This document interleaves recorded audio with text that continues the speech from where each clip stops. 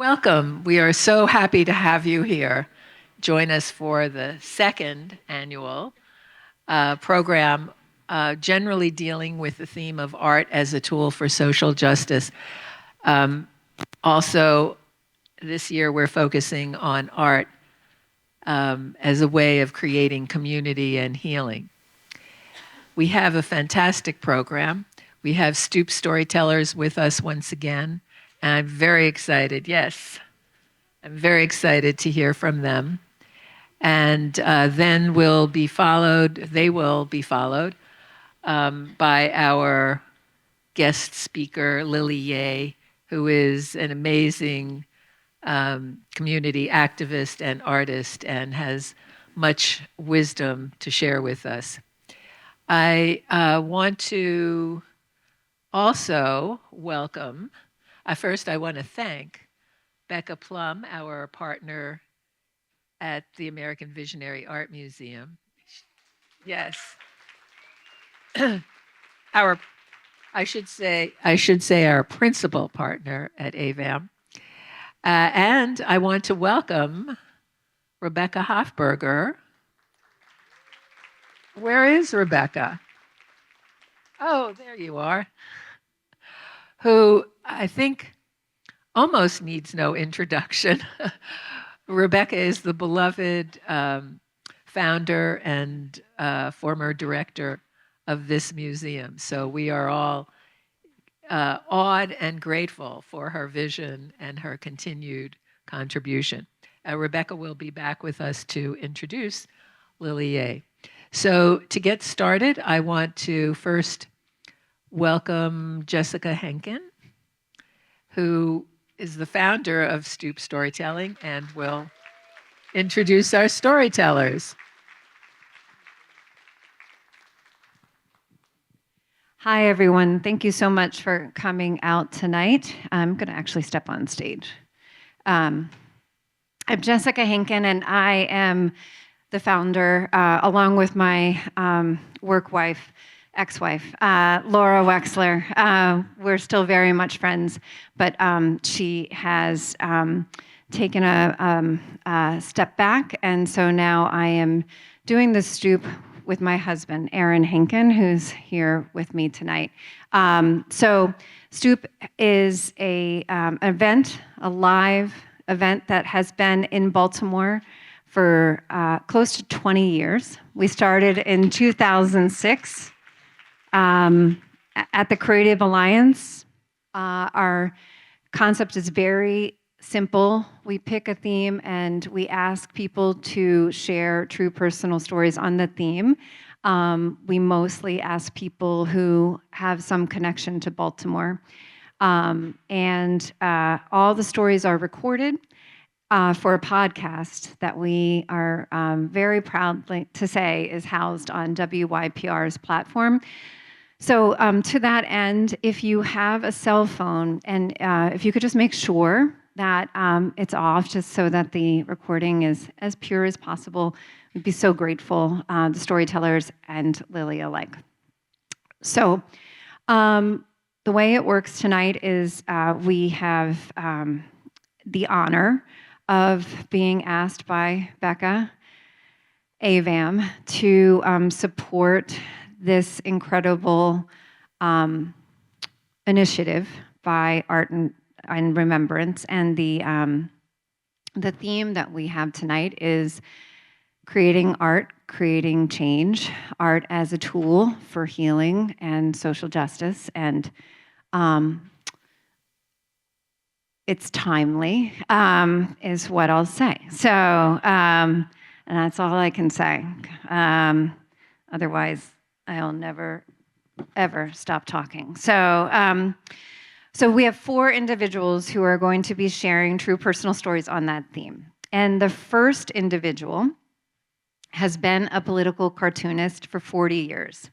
He was, until his retirement in 2015, the only full-time political cartoonist employed by the labor movement of North America. Along with the cartoonist Mike Konopacki, he ran his own cartoon syndication, Huck Konopacki Cartoons, of which there are 7 published collections. Please welcome Gary Huck.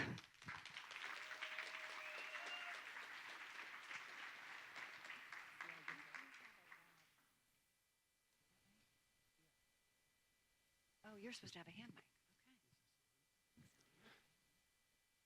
Sorry for the interruption. But first, my rendition of feelings. No.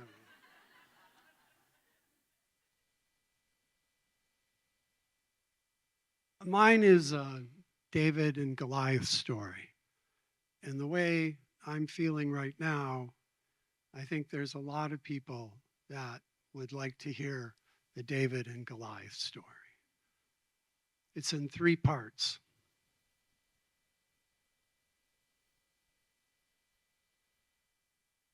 Goliath. This is Jack Welch. Jack Welch was the CEO of General Electric Company. And in the 1990s, he was the hottest CEO in America.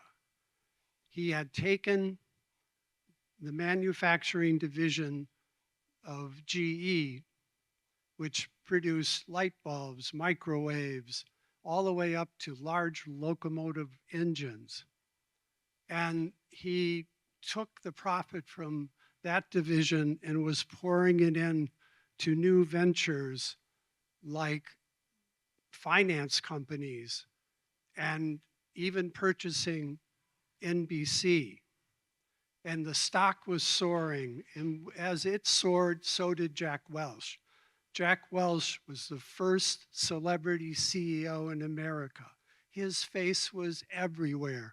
It was on Time, Newsweek, the Wall Street Journal, Forbes, Financial Times. His face was everywhere.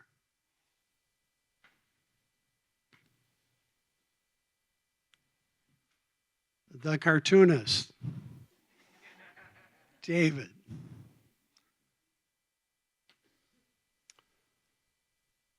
Ironically, I worked catty corner from NBC, headquarters at 30 Rockefeller Plaza.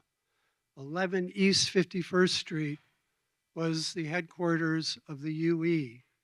The UE is a very special union in America.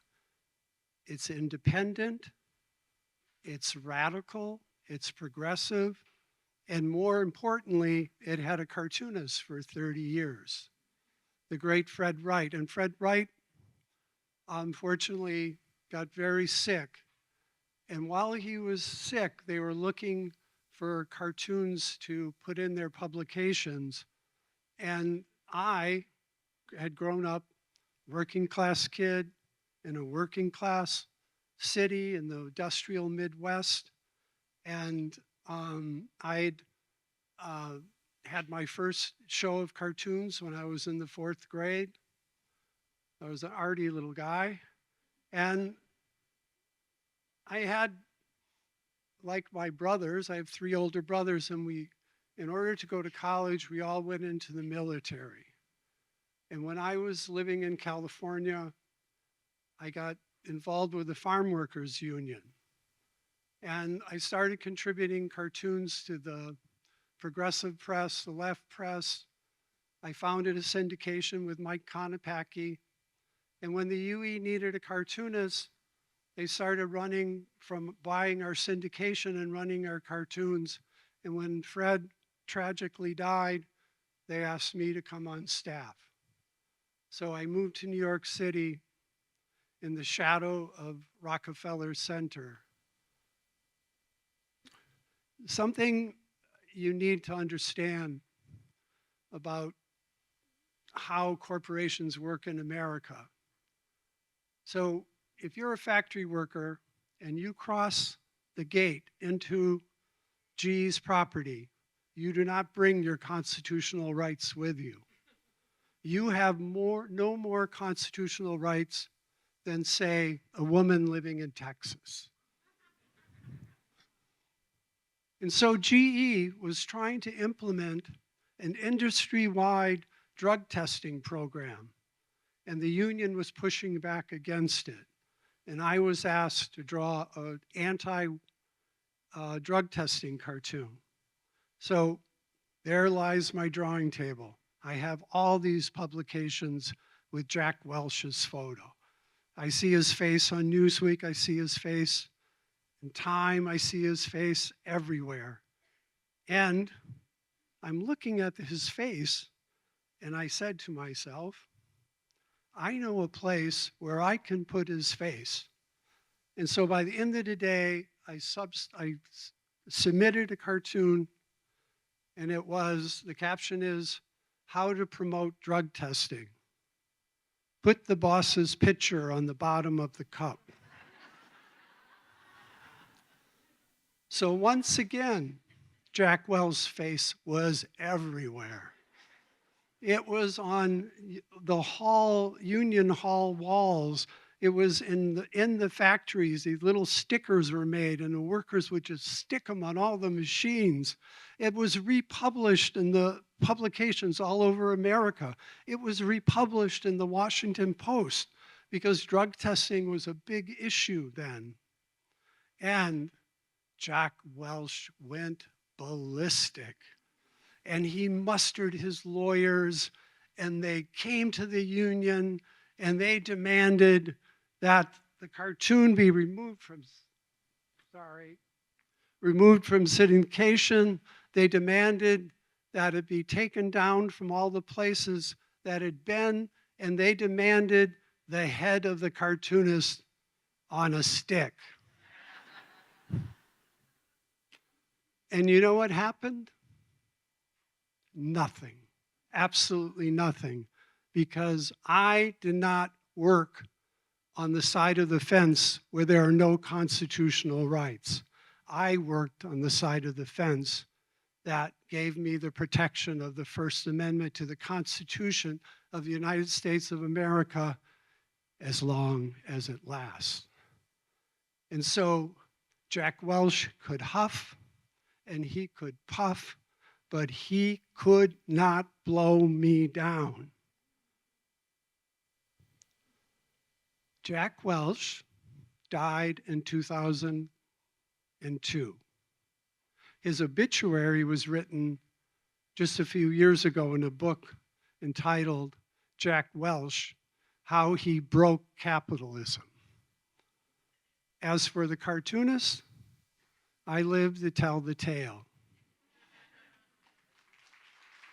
And I live to give this warning. We're going to need more Davids.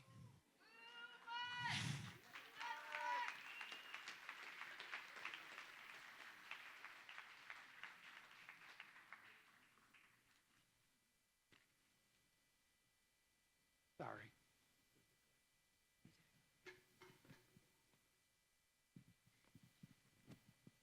Thank you so much, Gary. That was a heartening way to get the evening started. And if you want to take a look at any of Gary's ephemera that he has with him, where should we put it, Gary? What do you think? You could just come talk to Gary afterwards. Yeah. Okay. Our next. He said if anyone wants to leave a sample. Well, you're going to have to replace that picture. I have some suggestions. So our next storyteller is an artist and educator with a passion for inspiring creativity and fostering connection. She has taught art to students of all ages across Baltimore City and is also a certified yoga instructor. As a skilled animal portrait artist, she is currently working on a children's book about dogs living in Baltimore. She holds a dual Bachelor of Science in Fine Arts and Art Education and serves as the Director of Art of Leadership Program, a leadership development initiative for Baltimore's 10th and 11th graders. Please welcome Bailey O'Malley.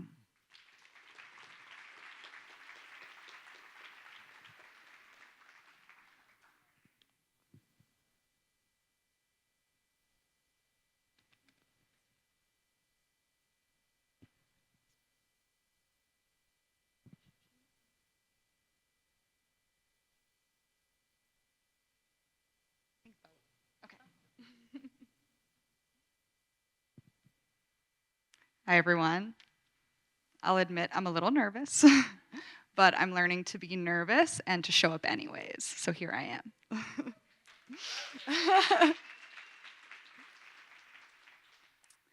On the day that I considered participating in this event, I found a note in my office, and it said, "Who is a leader?" This is a question that I ask my students. Who is a leader? What does a leader look like? What does a leader sound like?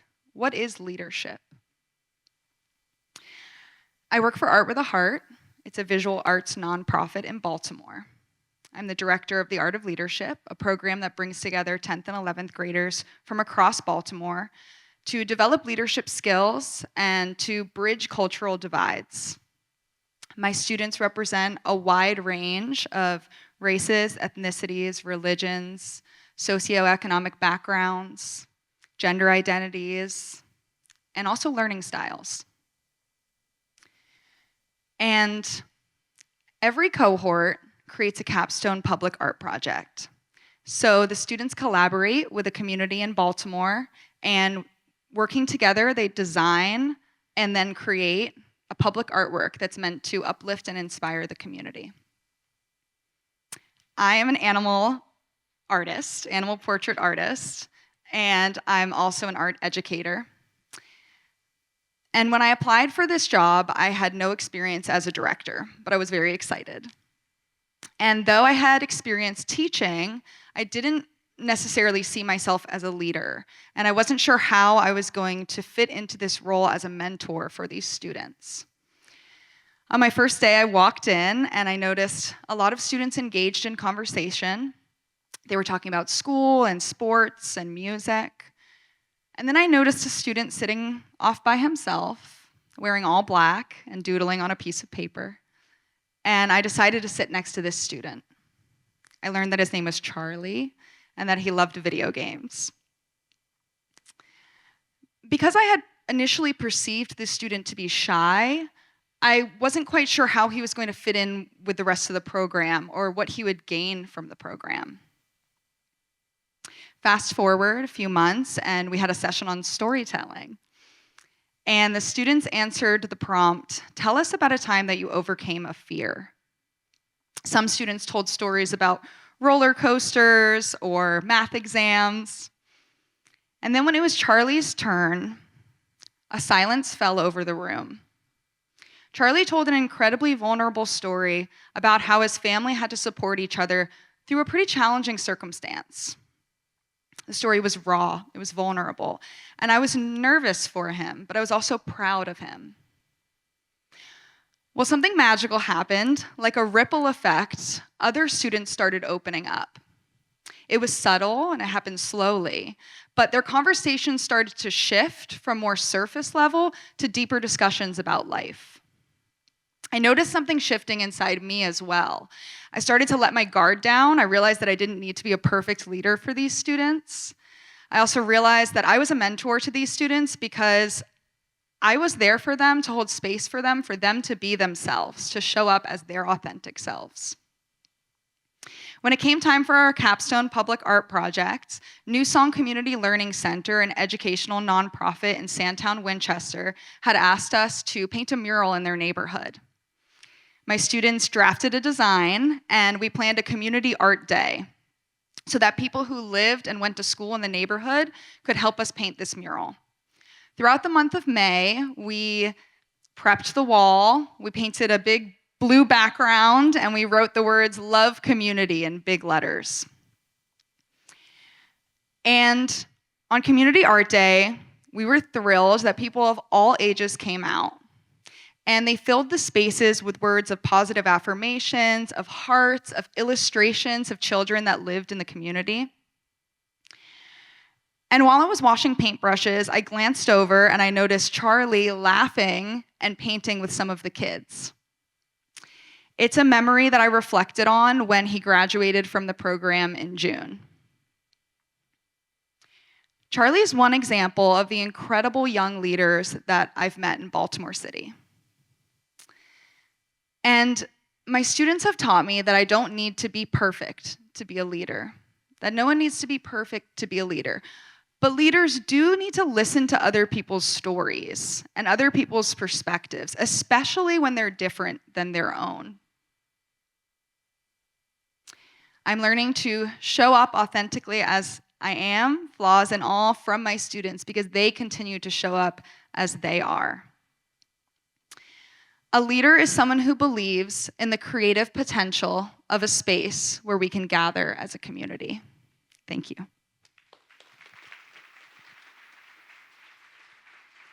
And by the way, I didn't want to call him out, but Charlie is here, so thank you for being here, Charlie.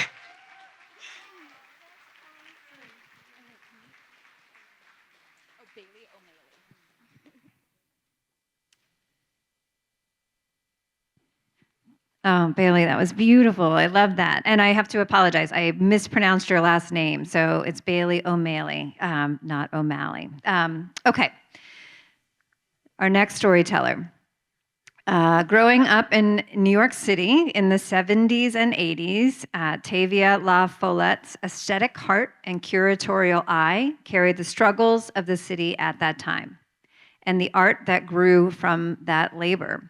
She is currently based out of Baltimore, where she lives with the political cartoonist, Gary Huck. Their most impressive and experimental work ever are their non-identical twins, Maxwell and Calder. Please welcome Tavia.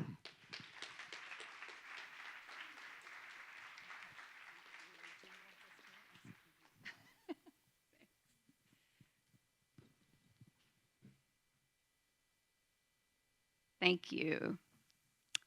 So I build these international exchanges between the US and other places and countries of conflict, right? So the idea is to take that conflict away from the politicians and the media who often have a very different agenda than the people who live in these places, right? The idea is for the migration of ideas across political and cultural borders. What a lovely thought, right? Each one of these projects have been produced by the Mattress Factory Museum in Pittsburgh, Pennsylvania, where I've been living and working for quite some time. Now, the Mattress Factory is a really unique, one of the first installation and art museums, site-specific art museums of its kind, and it is almost as special as the Visionary Art Museum. I have a deep love for the place and the space, and they've worked with me for many years, and I'm grateful for them, for the ability to build these important exchanges. They've happened in Egypt, which is the one I'm going to tell you about, because that's the first one that essentially sort of set the scene. It set the pattern for all the others. But the other ones are between Israel and Palestine, around borders, walls, and citizenship, South Africa and the US, around civil rights and civil wrongs, and most recently, Russia and the US around propaganda, right? But I'm gonna tell you about the exchange with Egypt. One thing that I should sort of preface by saying that I am one of those people who always have a bunch of balls in the air. I like to be busy. So in order to help make me even busier, I had just birthed twins. And people would say to me, so Max and Calder, who happen to be here tonight, were 8 months old when I took them to Egypt. And people were like, "You're taking your babies to Egypt?" And I mean, they have babies in Egypt. I wasn't going to leave them at home. So I took the babies with me to Egypt, and I'm really glad I did because they became like the best border crossing tool ever. Because everybody loves babies, right? And I have to say that the men in Egypt were excited to hold babies, unlike the men here.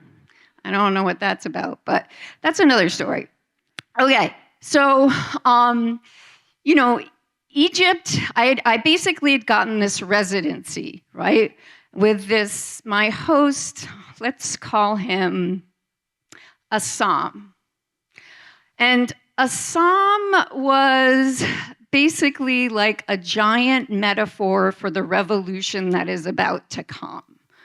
I had curated 12 young Egyptian artists into this 2-week workshop. And then from that group, I would then curate them into the final exhibition here in the States. So on the first evening at the residency, before the artists had come, we're sitting on top of the roof, kind of like this, actually. And we're looking out at the pyramids, the great pyramids of Giza. But it was so oxymoronic, because as I'm looking out, my opinion of Assam is descending. He wants to control everything.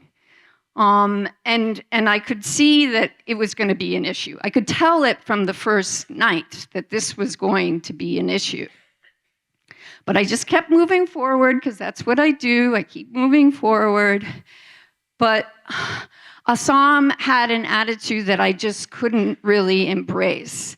I was very fond of his manservant, Farouk, and he explained to me that I wasn't allowed to hang out with Farouk because it wasn't appropriate, that he was dumb, that these people were dumb and uneducated. Well, I loved Farouk, and I wasn't going to stop hanging out with him, and I didn't believe that stupid equated to the lack of education, right? So I kept hanging out with Farouk. And Assam didn't like my defiant nature, and eventually started crashing all these workshops that I was running, and he would actually take them over and start teaching them. And I was like, dude, you have a PhD in computer science. What are you doing? You don't even know what you're doing. It was incredibly frustrating. But I just kept moving forward. But I have to tell you, I was starting to get paranoid. I was wondering, what is his relationship with the Egyptian police? And can that PhD in computer science hack into my emails and see all the notes I'm writing about him? I was starting to get paranoid, right? His tactics were working. So the next day, I gathered all of the artists and I said, we're going out into Cairo. Cairo is going to be where the workshops are happening. And so where we met was there's a KFC right at the entrance to the Great Pyramids. And I was like, we're going to KFC. We're going to America. And I have to tell you, it's weird because I felt like the KFC was like the US Embassy.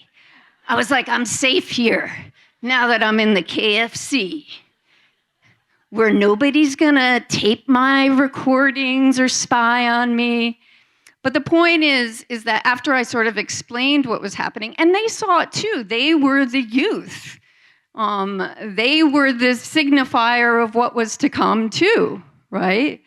And by the end of our talk, they basically said, come. I had 5 invitations to come live with them, babies and all. I didn't, because this was part of my PhD research, and I kind of had to stay and stick with where I was. But for the rest of the residency, we used the streets of Cairo. We ended up having our final sort of exhibition or closing performance at one of the only contemporary museums in Cairo at the time. And by the end of the evening, I had an invitation to return in March and teach at the Fayum Art Academy. I was coming back. The Egyptian Revolution happened on January 25th, 2011, just months after we had left. And a lot of my friends were like, it's kind of interesting that this revolution happens right after you leave. And for anyone who's listening, I had nothing to do with the Russian uprising either. Seriously. These are about conflict, so I sort of know what's happening ahead of time. Each one of these things take about 3 to 4 years to produce. You can't just naively go into these situations. But we ended up coming back home and started working with a mattress factory, started thinking about who I wanted to bring and all of that kind of stuff. One of the things about these exchanges is that artists spend the time on the ground in both places. So I was coming back in March with US artists. At this time, I was also really excited about social media, right? It became this incredible tool to organize. A call went out on social media saying, if you're unhappy with the Mubarak regime, meet me in Tahrir Square.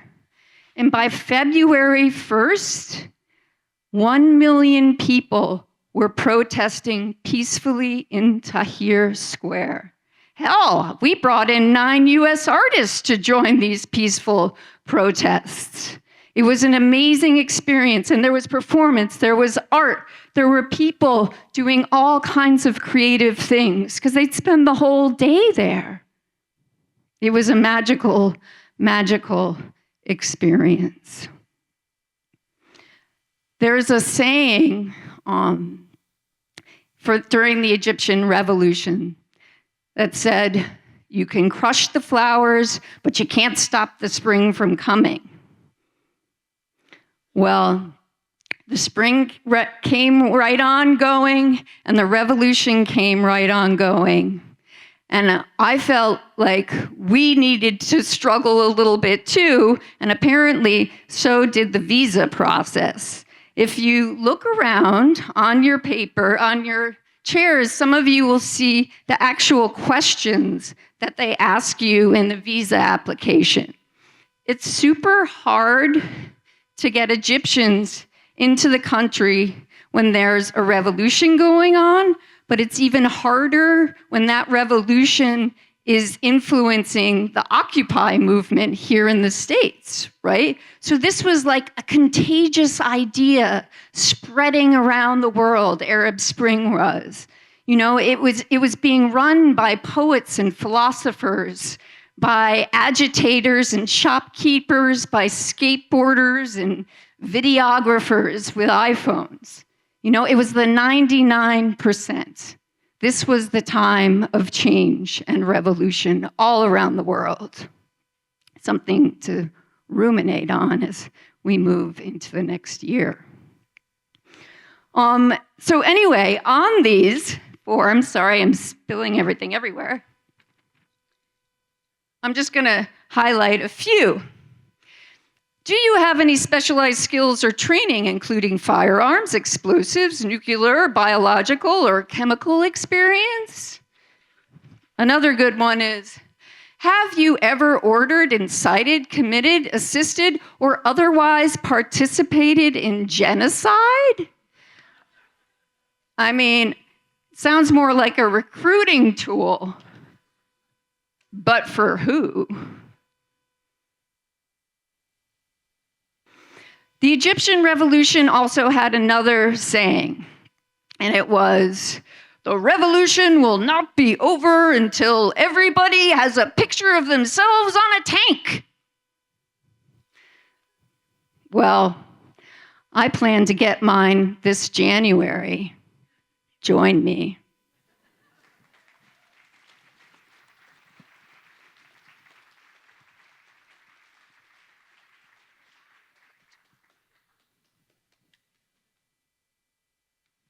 All right, our final storyteller, and then we will go right into a conversation with Lily. This final storyteller is a multimedia artist working in paint, sculpture, animation, film, sound art, puppetry, and performance. His work explores themes of resilience, nature, self-love, wellness, and intergenerational legacies of creativity, Black joy, and liberation. His work can be seen as part of the award-winning documentary, One Person, One Vote, about the American Electoral College, which is now available to watch on PBS Independent Lenses. Please welcome Pierre Benoît.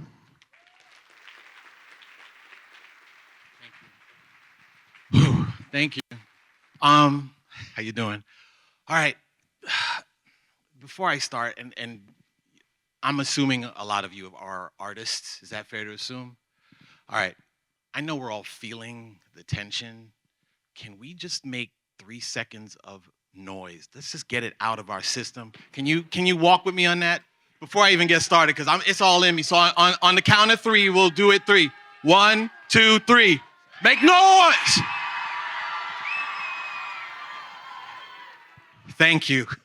I needed that. We're going to be all right. We have each other. We need to build on that noise. All right. Hi, I'm Pierre Benoît. My story is about art, the power of art, and poop. Me and my partner got to, well, let's not start with my marriage. This story is about how I attained my art space, 2334 Guilford Avenue. It's not there anymore.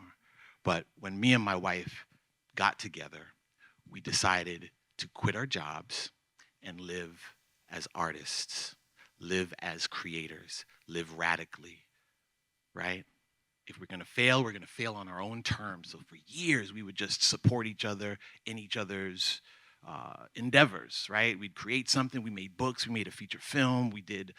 She created this amazing, all-natural hair and body product company called Oyen Handmade for all-natural hair, and it was so successful that I was like, okay, we are going to, right? Because it's me and you against everything, right? So me and you are going to build on this.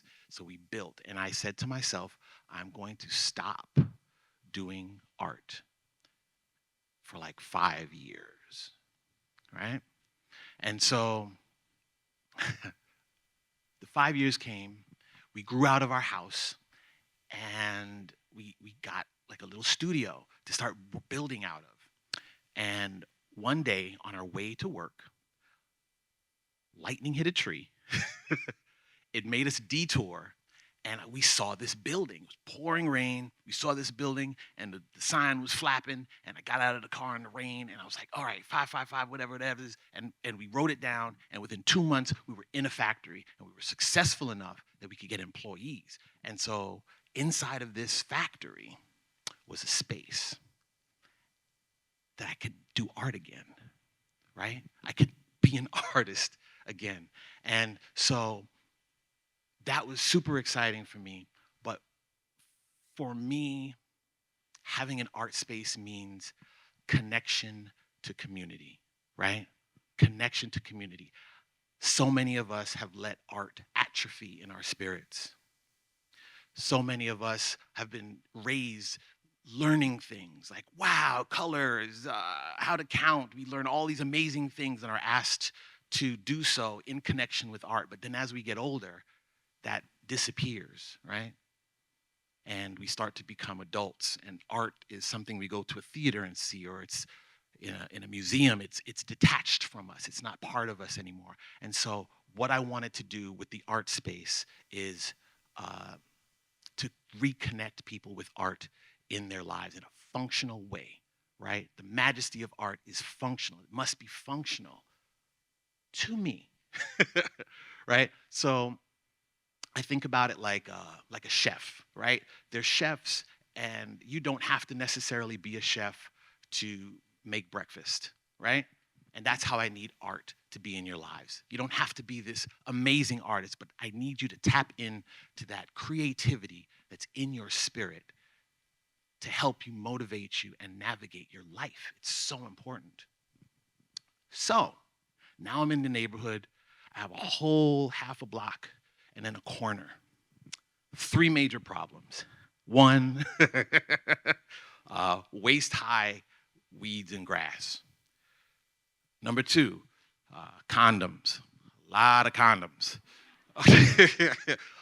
Used, they weren't unused. There's used condoms, and occasional food box. Half and half. There was stories being told, and and the third thing was poop. And I apologize. You're gonna hear me say poop a lot. I had kids back to back, and so for like 15 years I had to say poop. So that's just how I talk now. So the first thing I did was, okay, so how can I creatively and magically reimagine this space, right? It has to be something that inspires. It has to be something, if it's an art space, it has to be something that you see and go, ah. So I say, all right, first, we got to deal with this grass. I was born and raised in New York, so I don't know nothing about yards, so I got hedge clippers, and I was, I was getting real low and like hedge clipping the grass, which really connected me to the community because it was jokes all day.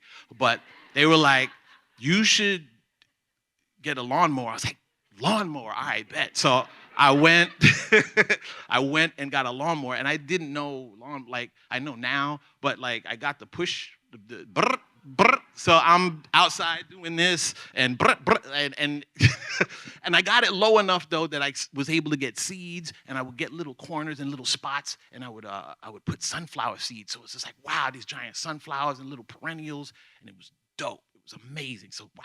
Okay, so now first problem off the list. Engaged, got it. Second problem, condoms. There were these young people who were there, who were clearly involved with sex work, and I was just like, okay, let me connect with my community. You are part of my community. I see you, you see me, let's talk. So for like a couple of weeks, we just talked, got cool, got to know each other, and then we got into the conversation about our shared working space. So, so I was like, look, what if I could get the city to put a garbage can on the corner, could we share this space in a way that makes it look like a thing? And they were like, yo, we get it. I got the garbage can, and within a week, area was cool. We saluted each other. It was cool. We had a great, wonderful relationship. Yeah? Now the poop. Now, I don't know how many of y'all lived through the 80s, but it was like a poop epidemic. Like you remember stepping in poop? You don't do it so much now, but remember like walking and you'd step in poop? It was 80s level poop in that area. So, and I couldn't clip it, and I couldn't talk to the people who were leaving the poop, so I started leaving signs, right? I started leaving these signs that said, clean up your poop. And it completely didn't work. They'd kick the signs, and then there'd be more poop. And so I was like, you know what? I'm gonna keep putting up signs, bah. And so I put up more signs, and more violent, just bah. They'd kick the signs and be more poop. I said, you know what? I have to make a decision here as an artist, as a radical thinking artist. There's power in repetition. There is power in repetition. If you want to change the way something works or that the way the people see something, you have to repeat it. There's power in repetition, right? Even a lie repeated has power. So I said, you know what I'm gonna do? I'm gonna double down, I'm gonna triple down. I'm gonna start painting these signs and start making them more elaborate. So I started painting, pick up your poop. And then I started making like maps. Like I'd put 3 down and say, the garbage can's right there in the corner. Or I'd put something, like, oh man, one of them was like, I don't have any thumbs and I can't pick this up myself, sincerely your dog. And I put that there. And then, but the signs stopped being kicked. They started disappearing. And then I saw one, there was one that had a dog, like a dad joke. And I really love this one. This is really, I'm letting you know it's bad now. But it said, what's brown and rhymes with Snoop? Dr. Dre. So, but that sign stayed up for like mad long. So anyway, so I kept putting them up though. I kept making them more elaborate, more fun. And it was just exciting to see, right? And in that time, I started to really connect with my community. We had amazing art shows and political events and art events. Like people were able to interact with art and create art, and it was just amazing. Over those 2 years, there were less and less signs. I had to put up less and less signs, and there started to be less and less poop. Because there's power in repetition, right? And so people started seeing the neighborhood in a different way. The art was connecting in a different way, right? Fast forward maybe 2 years, another rainstorm. I had to come into work in a way that I didn't normally. And I come in and I see a community garden. And I don't know how I missed it. It was like a block and a half away, but someone had totally remixed a parking lot into a community garden. It had a little path. It had little flowers and stuff. And I was like, oh my gosh. I got out of my car in the rain. And I just looked. I was just like in awe that someone else had a radical vision that they had acted on, right? We're in communication. And there were little signs all over the garden. And I swear to you, in the back, there was a tree. Near the tree, there was a sign. Faded on the sign, it said, "What's brown?" and rhymes with Snoop. And I just laughed. But I remember consciously standing there and being so, I don't know if the word is honored, to be part of the conversation, to be part of someone else's vision of what this could be. Yeah? And that's it. Thank you.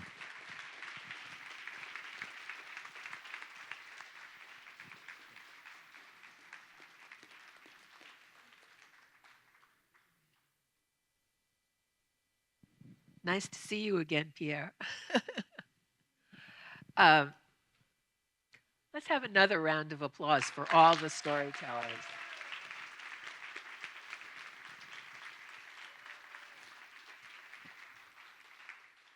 That was wonderful. Really different stories, but each one of them so from the heart and so about art. I realize I'm remiss in not having introduced myself at the beginning. I'm Bernice Steinhardt. Thank you. I'm the president. I'm the president of Art and Remembrance, and the daughter of the late Esther Nisenthal Krinitz, whose work you may have seen as part of the show Esther and Her Dream of One Loving Human Family, which includes several paintings by Lily Yeh. I just want to say that this whole event is part of the legacy of my mother. My mother was a Holocaust survivor who created this body of art simply to show her daughters and her grandchildren what her life had been like, what her childhood and her life, her survival had been like. She had no idea. She never thought of herself as an artist. She was never trained in art, but she had a very powerful story to tell, and she did it in the way that came to her through her fingers, through her stitches, through fabric. And that's, I think, kind of a common theme, and one which we celebrate when we listen to your stories, how art can change the world, how it can leave traces that touch us so very deeply. So on that note, I want to turn this over, well, first to Rebecca Hofberger, who will introduce Lily for the remainder of this program. Thank you again for being here.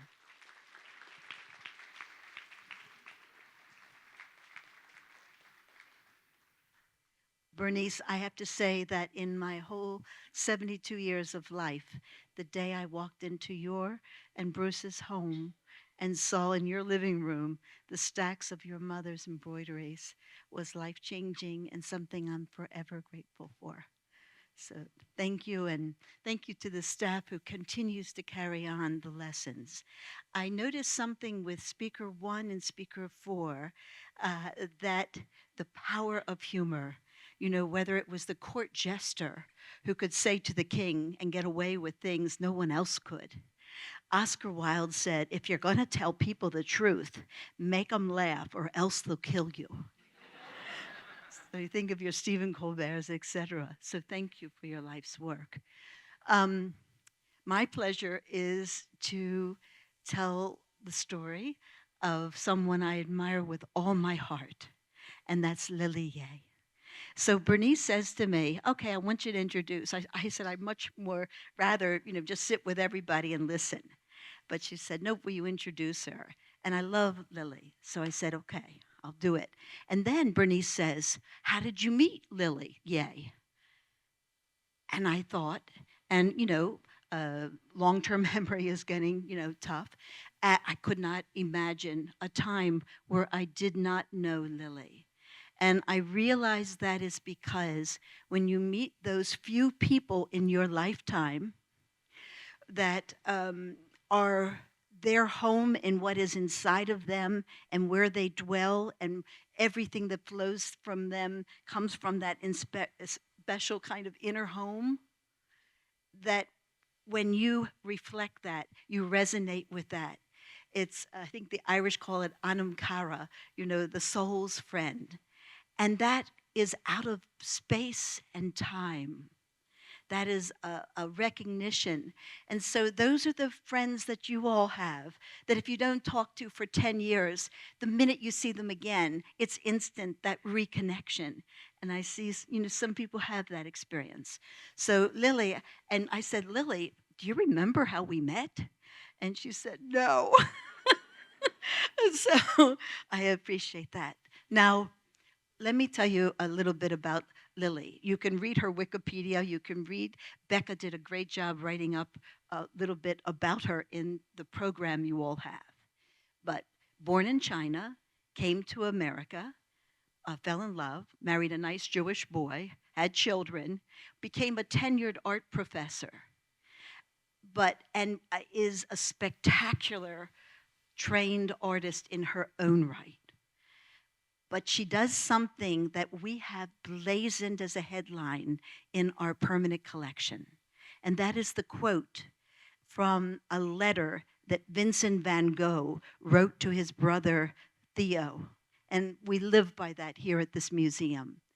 Vincent van Gogh wrote, the more I think, the more I feel that there is nothing more truly artistic than to love people. So this is a museum. It's about inspiration in how it manifests in so many ways, not just things that can hang on a wall or sit on a pedestal.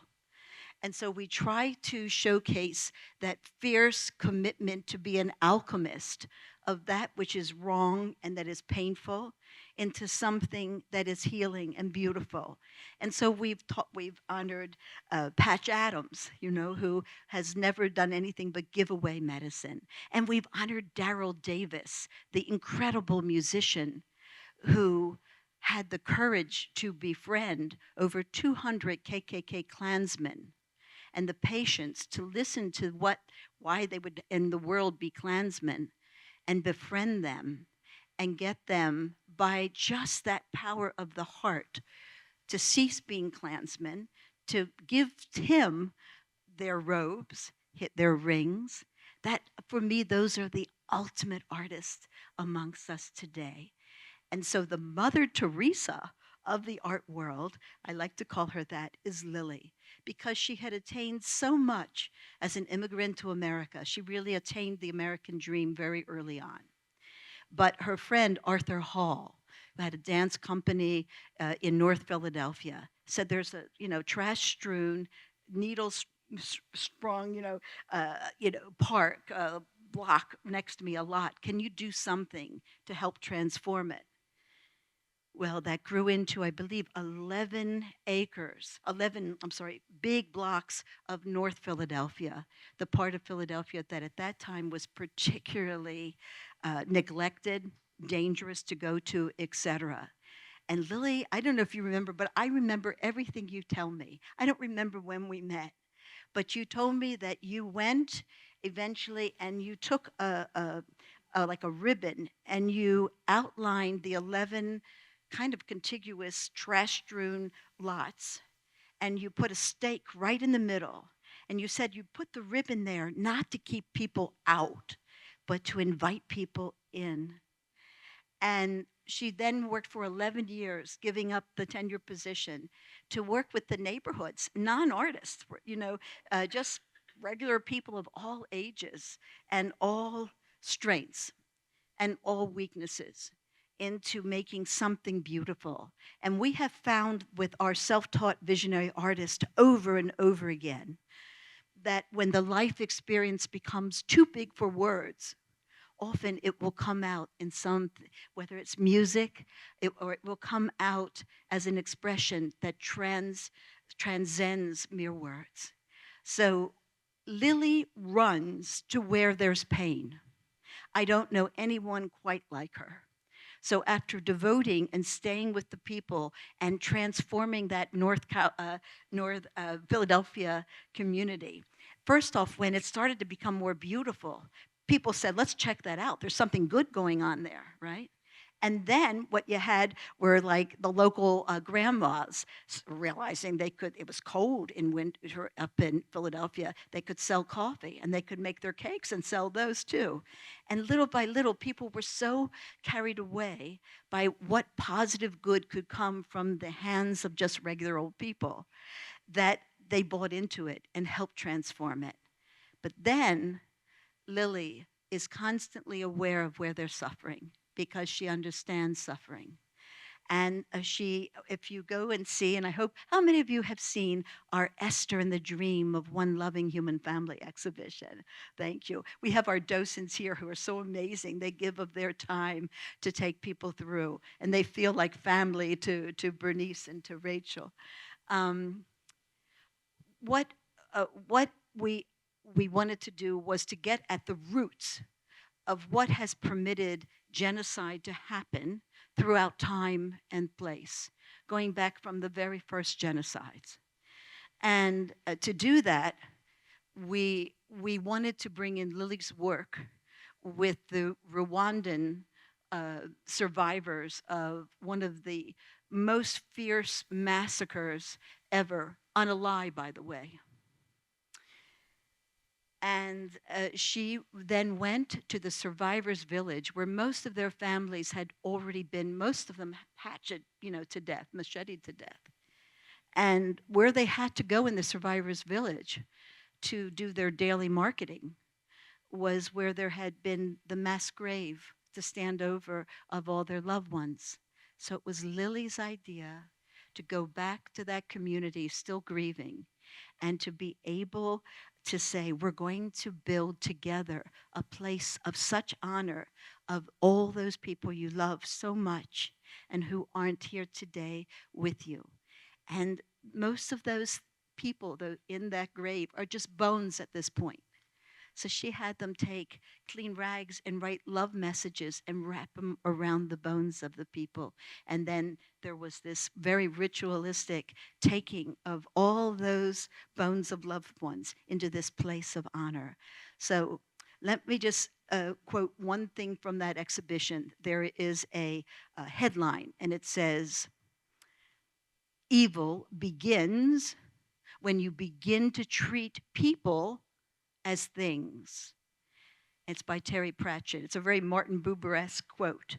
But if you think about it, it's whenever human beings, evil begins when you begin to treat people as things, as sex objects, as disposable workforce, as property.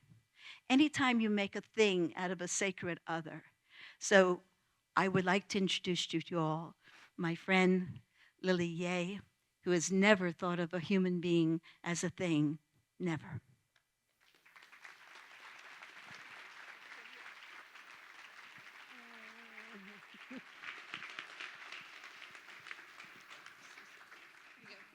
Check, check. Oh, thank you. Lily, I'm just going to move the chairs closer. Sorry, feels so far away.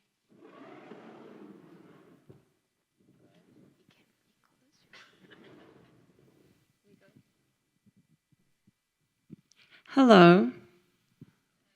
Hello, Lily. Do you want to say something? It's hard to say things after such an introduction. I don't know who that person is, but thank you. Rebecca, remember one time I said I want to move to Baltimore to be close to you and to be close to the museum, because I was so inspired how the imagination, breaking boundaries from science, from art, from humanity, from justice, and to humor. Yeah, so I just feel I have never seen anything like that, and so fun and such vitality. And I thank you. But the person you describe, I don't know. Here I am, little, and then almost invisible. But when she said, come, yes, I come. Thank you for coming and spending the time. Yes. And here is Cecile. You good? You warm enough? Yeah. Okay. I'm done. Hi, everybody. My name is Cecile Lipworth. I'm a board member at AVAM, at Art and Remembrance, not at AVAM yet. But I've worked with Art and Remembrance for the last 8 years, and I don't know if any of you have been here last year or the year before, but it's really wonderful to be back here, and thank you, Rebecca and Becca, and of course to Bernice and Art and Remembrance, and thank you all for coming out on this very cold night, which I thought would be much warmer in Baltimore. I live in Santa Fe, New Mexico. Which was freezing. We had a big snowstorm, so I wasn't expecting it to be cold here. But it's such an honor and a pleasure to be in conversation with Lily. I'm going to go through some questions and try to get to some deeper things that she and I have been discussing about art and about healing and the relationship between Lily's art and Esther's art. So it was great to see that a lot of you have actually seen the exhibition. And we just did a walkthrough with Lily before and Bernice, and it was quite extraordinary. I'd forgotten, but when I saw it, Lily has 3 pieces in the exhibition, and each and every one of them literally has a coinciding piece from Esther's exhibition. So Lily's exhibition has a before the war in Rwanda. It has one called In the Forest, and then it has one called The Rwandan Genocide. And Esther has the images of her home before the war. She has one where her sister and her are hiding in the forest. And then she has another one called Heaven and Hell, which is a split, almost like a split screen, which is exactly what Lily did. So if you haven't seen the exhibition, I really encourage you to go and see it and find the analogies that Lily has, that we just picked up. I don't know, Rebecca, if you ever actually noticed that, but it was, of course you did. So Lily, Rebecca did tell us about your story of beginnings, and for those of you who do want to learn more, Lily has an incredible website called barefootartists.org, and she also has, there's a documentary, about an hour-and-a-half documentary called The Barefoot Artist, which I highly recommend you watch. It's a really beautiful story, Lily's story. But I'd love to hear from you, Lily. You know, Esther's story began, and her art only began when she was later in life. I think she was 50 when she first began to do the 2 pieces that she gave to each of her daughters. But your art story started a lot before that, a long time before that. So can you tell us a little bit about your history, so for people who don't really know where your art history began? I remember, by the way, I want to pay tribute to your mother and her artistry. I was very, very moved by the detail and the beauty, the mastery, and the storytelling and the powerful stories. Thank you so much. I just feel so honored to be here. Yeah. And my story is very simple. I think I like drawing pictures. So when I was little, and I liked to draw pictures of beautiful places, from calendars and stuff like that. And when I was 15, my father took me to a teacher who's a Chinese landscape painting. And then I started, and I fell in love with the tradition, the landscape. I mean, it's just wonderful. You make some brushes, and then images comes out. And then eventually, I learned really learned the master of Song and Yuan dynasty, maybe about 1,000 years ago, and I just felt it is so perfect. It makes me feel so at ease and calm and connected. And then I know that um, in Chinese poetry called it the dustless world. And it refers not to pollution, not to physical pollution, but it's beautiful, it's pristine, it's balanced, and it's devoid. You feel it devoid of mental pollution, of self-centeredness, of desire, of craving, of all the things that makes us wanting to go somewhere else and not here. I learned that later on. But anyway, so I was almost addicted to the painting. I loved it so much and whatever. And then when I graduated from college from 15 to college, and I studied, made so many landscape painting. And then after I graduated from college, and I came to Penn to study. And then that's where the problem began because it was, in the I think 60, 70, 60, late 60s, yeah.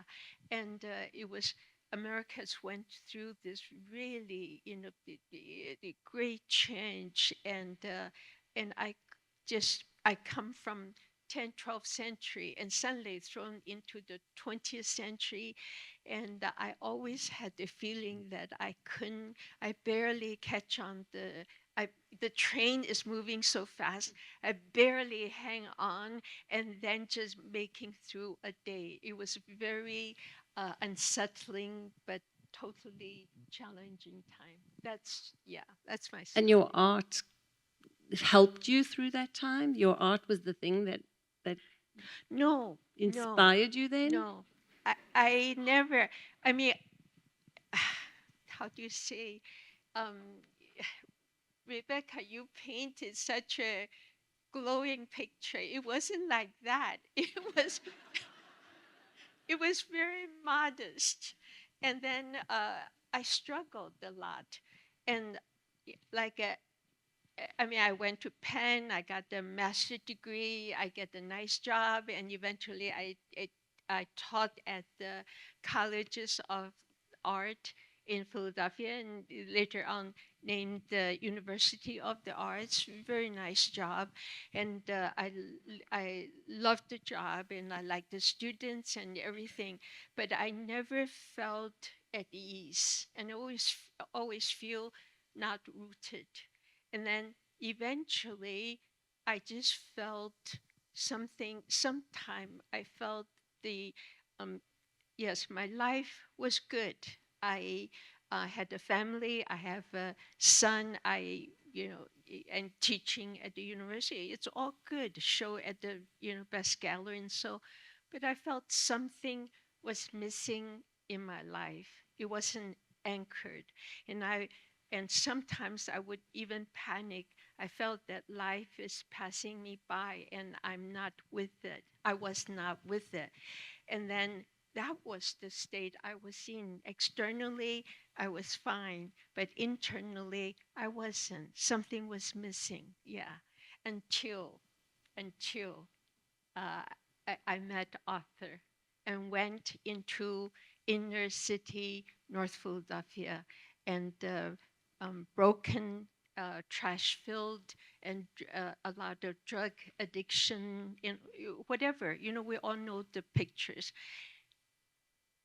And then something began to happen. Well, earlier we were talking about, the evening is about art and healing. And we talked a little bit earlier about how when you find that thing that you're supposed to be doing in the world, that the healing starts to happen, and through the art, the healing. And so you began with this community of bringing the community in through the art, which really began to heal the community too and grow the community. This beautiful garden that Rebecca talked about started very small, but then it grew to these 11 blocks. Can you talk a little bit about that? Yeah, I can talk a lot about that. No, we've got lots to get to, Lily. Because it all sounds so good, like I went and organized the community, and it wasn't like that. It was, how did it happen? I was actually a reluctant participant. I didn't know, I went along with this nice life laid out in front of me. And then everybody was writing proposal. I said, man, I can do that too. And just happened that I met Arthur, and I was doing interior installations. And I remember I did one beautiful one. It was the deep sea. I just start to make materials. And I say, why did I do that? Because I was looking for meaning and depth of life. We talked about, I said, what is the meaning of my life? I want something deep. And what is deep is the ocean. So I made the installation wonderful, just really wonderful. Then I made another one. It's called the Easter's Garden. It's really about flowers and about the beautiful. I have an altar and dedicated Mary Magdalene. Yeah, okay. And why did I do that? I was looking for something sacred. I didn't have, a Buddhist background and whatever. I was looking for something sacred. But then it's all external. And then so when that finished, I hit the wall again. And that was when I met Arthur, and he said that, well, you do, interior gardens. I have an abandoned lot next to my building. Why don't you make it into a garden? I said, great idea. So everybody writing proposal. So I wrote the proposal, and I asked for $5,000. And I didn't think I would anybody would pay attention. That's how much I looked at myself. Because then when I got the $2,500, people would complain, oh, you give me so little money. I didn't. I said, my God, somebody give me money to do something. I have no idea how to do it. So, and then I said, wow, this is serious. And also from that one little lot, the city tore down several houses, say 7, 8 houses adjacent. So now I suddenly have a huge lot. I said, wow, how do you start? And then so I went to the professionals, gardens, landscape, and everybody say, you can't do it. You're a woman, Chinese woman, coming to the African American neighborhood. You're an outsider. Kid's going to destroy everything you build. I said, wow, that's true. And then they say, they say that you have a drop. The money you have is like a drop in the bucket. You shouldn't do it. You don't know how. And I said, it's all true. So when I said, well, expert talking about it, so I I I wrote a letter and said, well, the scenario change is an honorable way to withdraw from the situation. And then the little voice in me spoke. And then it says, if you cannot rise to the occasion, the best of you will die, and the rest will not amount to anything. So that kind of stopped me in the track. I said, this is serious. And I don't want to look at myself as a coward. And then so I stepped forward and I said, well, I have no idea how to do it, but at least I can do something with the children. That's how it started, really not knowing how. But life called. I responded, and that was the first step. That's amazing, and it's became a thriving village, really. So I want to move a little bit away from the garden, and I want to talk a little bit about your family and art. In The Barefoot Artist, there's this incredible moment where you go back to China to meet with your father's first family. And you so brilliantly use art to connect to them, these people who you'd never met before, who didn't lead an easy life. You were the second family, you had a different life to them. And, Esther's tapestries were so deeply personal. They so reconnected her to her family. And then you go to meet your family and you take these pieces of a map of your father's ancestral home that he had drawn on different pieces of paper. And you get your family to each put down the pieces of the map to create this map. It was such a spectacular moment of connection and bringing people together around this piece of art that belonged to your father. Can you just tell us a little about what led you to think about doing that with your family? And then how did it impact the family dynamic after doing that? What was that emotion? Because in the film, it's quite a dramatic scene. It's beautiful. I was always thinking, why was I drawn to broken places? And I think one of the reasons was because in those places, in ignored places, in broken places, usually we try to avoid. But as an artist trying to find my own way, I experienced when you go to those places, then it's the most free places because you don't have anybody watching over you, whether you stand or fall. And then it's a free space that we can experiment. We can make mistake and fall down and then rise up again. So I experienced such a such freedom and because I didn't have a lot of resources, and the deficits became the reason why my project succeeded. And because I didn't have a lot of money, $2,500, with 7, 8, acres, something like that. And then that's how I discovered the wealth, the hidden wealth, the buried wealth in the community. And because of my own deficiency, then I needed other people to help me. I never thought that I'd go there to help other people. I need people to help me. Then when it's set up in this way, it's an equal situation. We all stepped in on an equal footing, the most democratic and open and welcoming space. And I think there also, because my family situation, my father had 2 families, and it was always a very big problem for my mother. Maybe she didn't know beforehand anyway. I my mother had 5 children.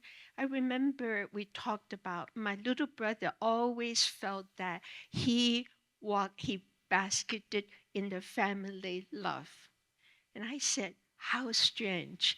I always take away from the brokenness in my family because of my parents' situation. And also, my father wasn't able to support his first family. And for personal reason, individual personal failings, and also during the war and whatever. And that cast such a deep shadow. And he was so bereaved with guilt and grief that cast the shadow was carved into my bones. I didn't know when I was growing up, but I was always knew. Always knew there was something vulnerable, something sad, deeply sad and broken. And then this is also years later. I didn't know, but then because the unconditional love I received from my father, so it became my urgent request to fulfill his dream to bring the family together so we are one big family. And the map was just so wonderful. Everybody take a piece. And later on, I used mosaic, the broken pieces, so powerful in North Philadelphia, in broken places, especially survivors. When they take the broken pieces and then they create a new vision, and through beauty, through creating together, then they feel their beloved ones can come home. They feel their color, their light from blackness can now go into into color, and there is a future. Yeah, so. I think the theme of your life, taking the broken pieces and fixing through art, it runs through everything that we see and we talk about. But I want to move into Rwanda and the work that you did there, which was incredible, as Rebecca mentioned. And you say in the documentary, 50% of art is the act of creating, while the other 50% is its impact on people. I know that Esther's art was very cathartic for her. She went back to the stories and remembering the Holocaust and what had happened, and she used her art to really move through the experience and get in touch with her emotions around what she had lost, what she had left behind, her family.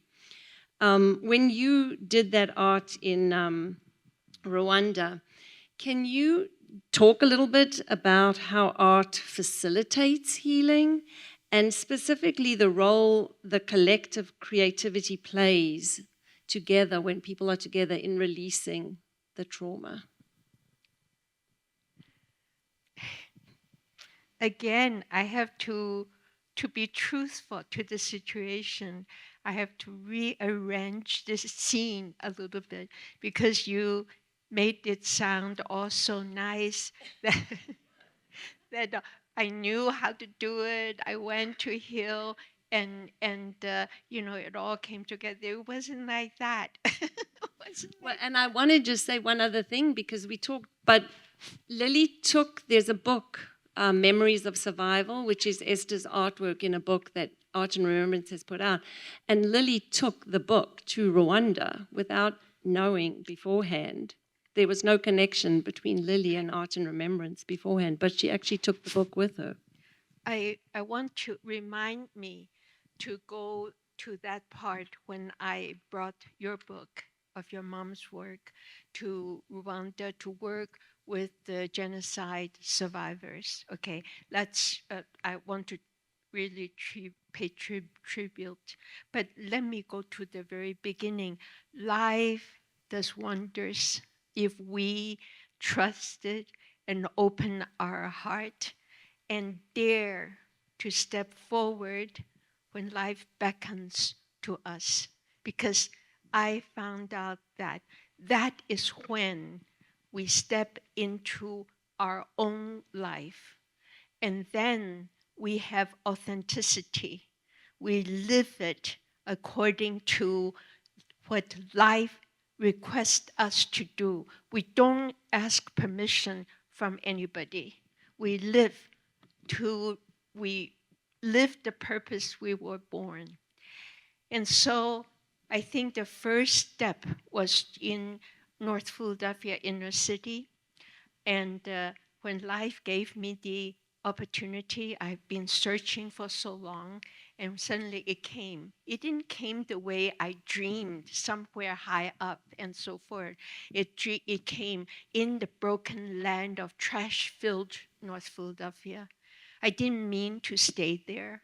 I finished my first project, and then I get the dust off. Oh, coming back to my professor job, and I'm going to show in the museum and so forth. And that's where I was thinking about. And yet, when I was giving lectures in classroom, and the interactions with people on the project, they would just throw into my head and would haunt me. Then I realized that this broken land actually is a treasure land. It caused me to go back. And the more I go back, and the more I go into the depth of life that my everyday comfortable life would not bring me to that depth. And then I went to NA meetings, and the way they struggle telling their story, struggling on the edge of life and death. I said, the language is so powerful. It's like in tragedy story. And then the more I go into that, and then how do you heal people? Because I need them. There is an open space. I had no idea. So we come together. And what Becca talking about, that center, and in school you get PhD, does not prepare you for the life situation. I went there, I said, how do you begin? And then I saw a stick on the ground, and then I drew a big circle right in the center. I said, from here, we're going to start. Looking back, because I was lost, an artist looking for its direction. And so looking for my own center and projected enjoying the big center. Now I said, we're going to build here. We don't have money. We couldn't even afford to buy trees. So we make our trees. And then we start digging. We find things, and we realize we can recycle. Who came? Children came. No adults, people laughing their teeth off. She didn't know what she was doing, and I heard that, and so they were laughing, and I was hurt. But then I said, wow, they were right on target. I didn't, because I did not know what I was doing. I did not know what is my language. It gives me the chance to shake off all the shackles I learned from the traditional painting, and then from people's expectation, from the art magazines and the galleries and so forth. It totally break me free. And 3 years later, and working there, that's where I found my voice. And once I found it, I know this is my path, and nobody can stop it. We are born to live that life. But I forgot your question.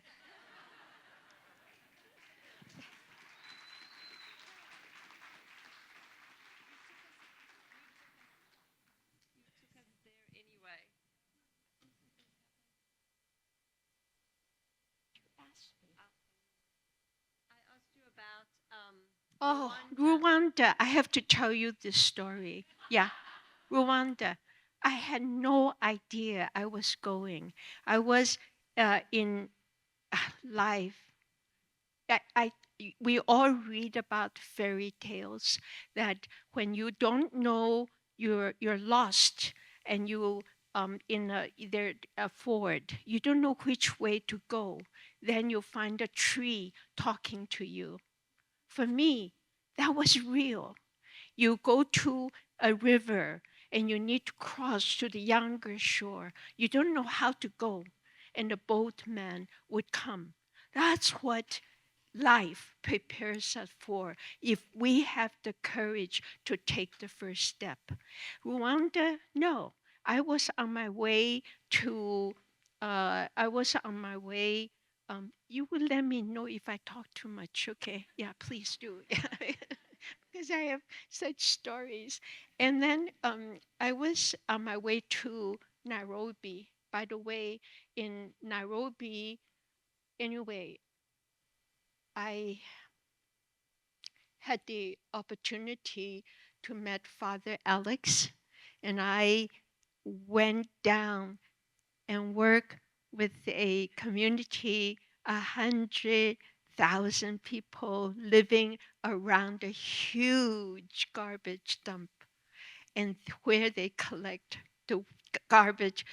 I mean, all the garbage dump in all the world, collect all the dumpings from the first world and from airplanes. Okay, I don't have time to go into that. But anyway, so I was in this garbage dump. I don't have time to go into that.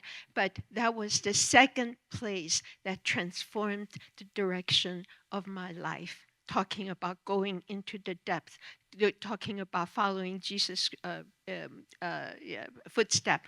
So anyway, to make long story short, I was on my way to Kenya, and I was invited to talk about the Village of Arts and Humanities, yeah, at the international conference in Barcelona, out of all places.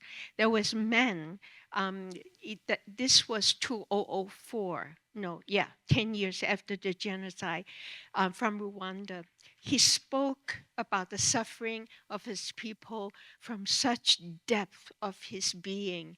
And I just felt my heart like that. I just felt moved by that. And then so I said I would be in Africa and I could just go visit him and take a look for myself. I said, well, but how do I get him to notice me? So I started tailing him. And so finally he got nervous. He said, this woman is following me. But I want to tell you, today, this year, 20 years partnership of working in Rwanda, intervening and changing to 14 villages of the most downtrodden Twa indigenous population. Okay, but anyway, so we trusted each other. And then I went to Rwanda. He took me to the Genocide Memorial. I have no idea that I was going to visit Rwanda, and no idea that I was going to visit the Genocide Memorial. But then when I saw the genocide site, my heart sank. And I said, if my loved ones were buried here, I would never heal, because he was buried in the concrete, and then they are soaked in the rain. And the survivors said, every time we looked at our loved ones, it's like killing us twice. I had no money. I'm not an architect, but I was moved. I have a little 4x8, 4x6 little notebook, and I start to draw pictures. And I said, wow, maybe I can come back and do some mosaics and whatever. I start to do that. Yeah. So it wasn't like I knew how, but then again, it's just if whenever you feel moved, pay attention, because life is beckoning to us, is waving to us. There's something here. And when we pay attention, our hearts open and then light comes in, and we knew what's the next step. Do you want to talk about the book? Yes. Okay. I did, finally, I mean, I don't have time, but but I did all that with the genocide memorial. It was very moving. And for me too, because I never imagined, imagine for an artist who doesn't know, just knew so little, and you touch people's bones, and then if the bones get soft, you become the most hated criminal, right? So, but anyway, one thing leads to the other. Like our life is like a hero's journey if we really live it. And so I just remember on the 15th anniversary, thousands of people just walk in sullen silence, and they come to this beautiful genocide memorial, and they lined up in order to descend into the bone chamber. Some have to open the coffins to look at the bleached bones, the place where it hurts the most. And of course, many people collapse and scream and yell. And once that, it's like that yell we did, from here, we got it out and so forth. And then people say that our loved ones can come home now to this beautiful place. And when we see beauty, we see hope. Then I see that the people in my workshop, we sponsor sewing and basket weaving and all that. Art alone doesn't do. You need to pay attention to people's physical being. I call that the bigger sense of art, creativity in thinking methodology, in implementation, and art includes anything and everything impossible. Okay, creative thinking and action. And then so I said, they need to tell their story. And when I first started it, and then I said, share your story and write down your parents' name, and so you can draw your picture, and so you claim back your story. Total silence, and the face is like shutting down like stone, and some began to cry.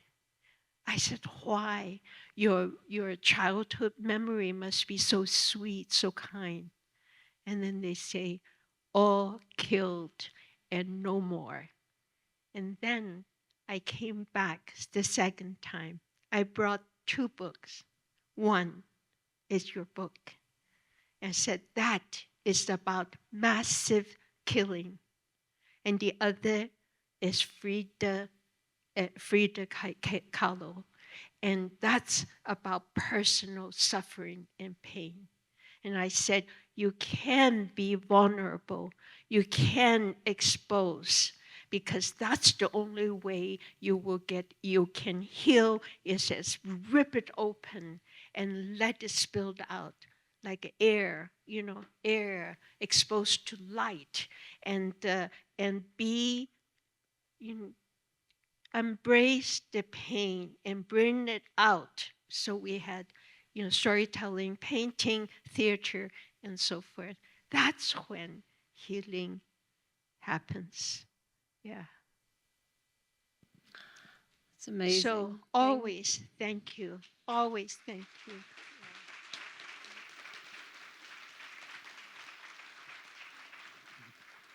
I'm not sure how much time we have. I have one more question for you, Lily, and then we'll take a couple of questions from the audience if you'd like. Yes. Oh, do you want us to, anybody have questions? We'll be 2 minutes, 5 minutes, not 2 minutes. I think really what we can end with, Lily, is, Esther's 36 tapestries are really a testament to history, and they're serving as very powerful educational tools, especially right now in a world where histories are being erased or rewritten, and cultural memory is so vital for us right now. How do we remember our own stories? What legacy do you hope your art will leave, and how do you hope it will inspire future generations? I hope it's just as simple when life beckons. I say, yes, here I am. And the legacy, I think it's the idea. You know, we always think about brokenness and those people not accomplished. They have drug addicts and they fail and so forth. But for me, you know, those opens a new venue for me. Otherwise, without that, without learning from that, without descending into the darkness, I will never be able to find the real dustless world. What is that dustless world is? It is a sense of belonging. We are together, we are connected, and we are never separate. Life is here now. The center is right here. Then we don't need to chase everywhere, get approval from other people, because we are living our own authentic life. I always say that I always go as a student. I learn from people, not that so much. I have things I can share, but it's mutual. And I always say that broken places are my canvases. People's stories are the palettes, and people's talents and creativity are the tools. Together, when we shape something, not for individual gain, but for everybody to share, to step in, to co-create, to envision a better future.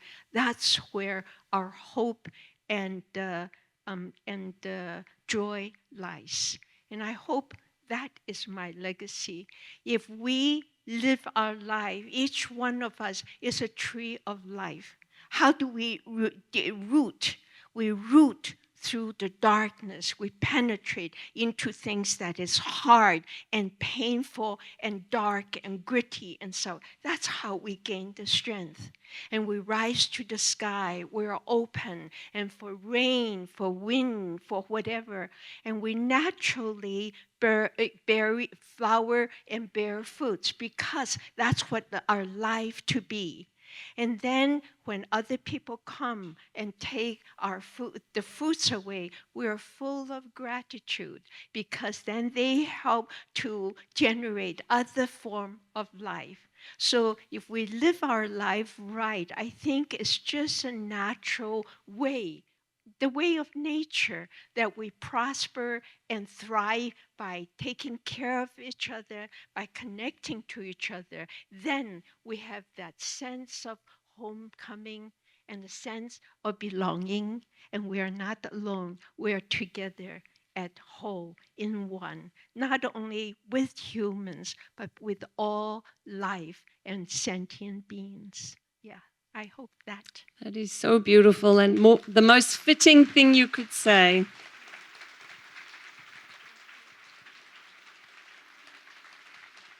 Thank you, Lily.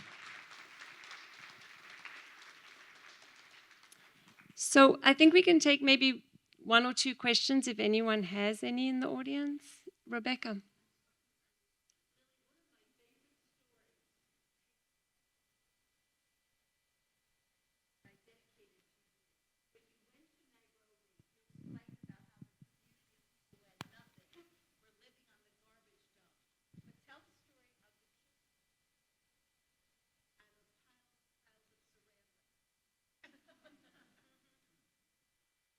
You couldn't imagine the filth. It took me 5 years to have the courage to go into the garbage dump, and that's the playground of the children. And the reason I went, because they were in my workshop. And so I followed their steps. I remember I had boots, heavy boots. I went down. There are bones, there are hospital thrown out, flies, and everywhere, and so forth. And I was walking gingerly, and I saw 2 little boys following me, and they have no shoes. And I said, wow, please, we must get them shoes, and otherwise they will be pricked by the, needles and whatever. And my helper just smiled, stood there, and I turned around.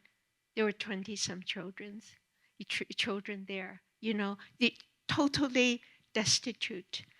But then one day, I remember, just going through the garbage, this vast garbage dump. And then I remember walking through, springboard. It was just tons of plastic, piled plastic. And suddenly, I hear the most angelic sound, laughter, giggling sound. I said, this is unreal. In this hellhole place, I hear the pure sound of joy, like a sound from heaven. And so we just walked and walked, and then we fought. Then I found out it's a group of children. There was the plastic piling so high up there, and they were doing the tumbling down. One of them did 6 tumbling. They were just so delighted in the surprise and in the joy of that moment. So you find where Leonard Cohen, in the crack comes the light. Thank you for reminding me. Thank you.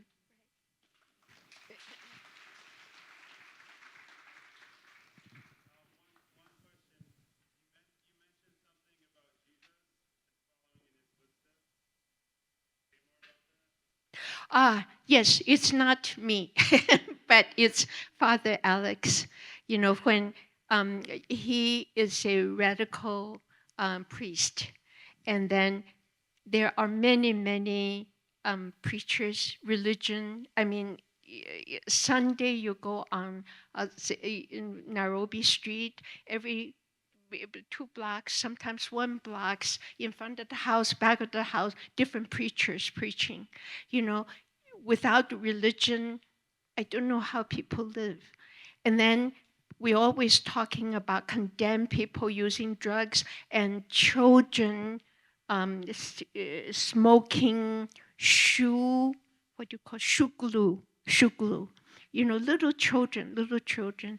But if you live in garbage dump, if you don't dull your senses, it's hard to live, for survival.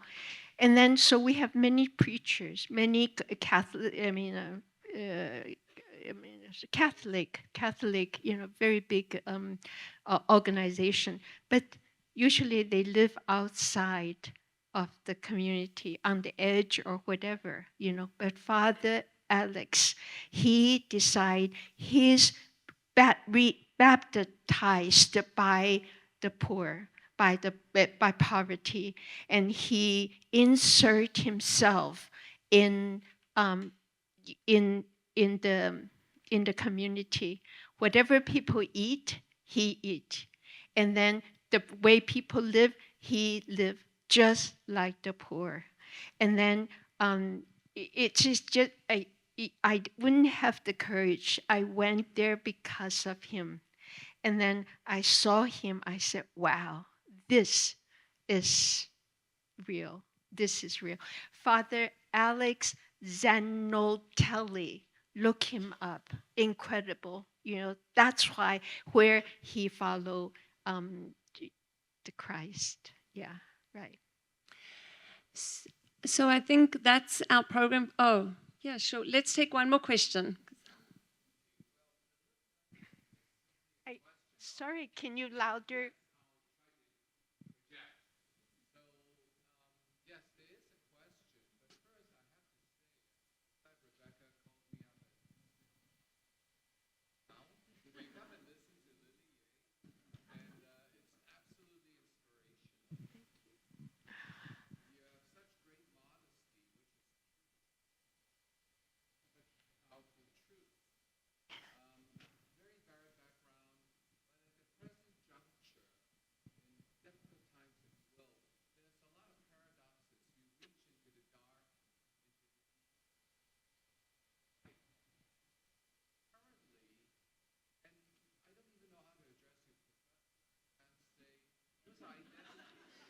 Barefoot artist.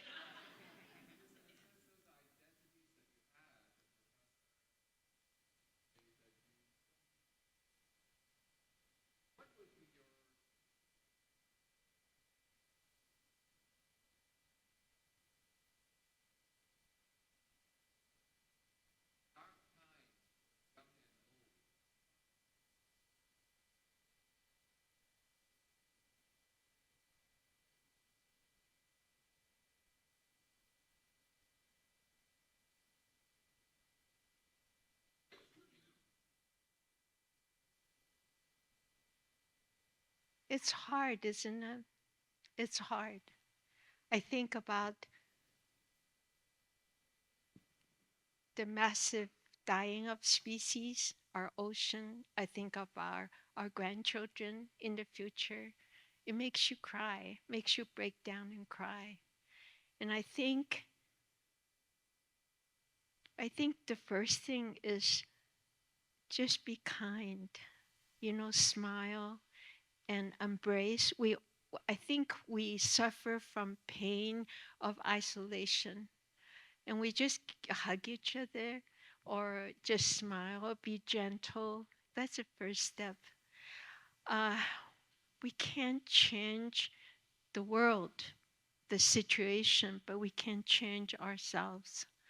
And then when if other people, I mean, right now it's very hard. It's like waiting for the doom to come, waiting for the huge storm, waiting for, and right now with the war going on with the October 7th, that a lot of people lost their dear ones. And then with the Gaza, and then with Ukraine, and it's just hard. It's just hard, and I don't know, just say yes to life, do what we can, and live as honest as we can and be kind to each other. I think that's the first thing we can do. If you don't mind, I would like to share a poem. And then it's by That's mine. oh, that's yours. Oh, right. I don't have the phone. It's about death. It's about loss. It's about destruction. He happened to be a Palestinian, but I think it's a grief for all the people we have lost on October 7th. And in the quilts, and the Rwanda genocide, and the death in Ukraine, and we're human. We are human. So, but there is hope. So the poem is called If I Must Die. Rifat Alaria, and he died. But this last poem, if I must die, you must live. To tell my story, to sell my things, to buy a piece of cloth and some strings. Make it white with a long tail, so that a child somewhere in Gaza, while looking heaven in the eye, awaiting his dad who left in a blaze and bid no one farewell, not even to his flesh, not even to himself. Sees the kite, my kite you made, flying up above, and thinks for a moment an angel is there, bringing back love. If I must die, let it bring hope. Let it be a tale. And so I think in our deep sadness or in this dark time, we have to live fully, be kind, be forgiving, and then make it a kite flying in the sky like an angel bringing love to us and us to each other. I think maybe that's the thing we can do and hope for the best. Thank you so much. Thank you so much. Thank you so much, Lily.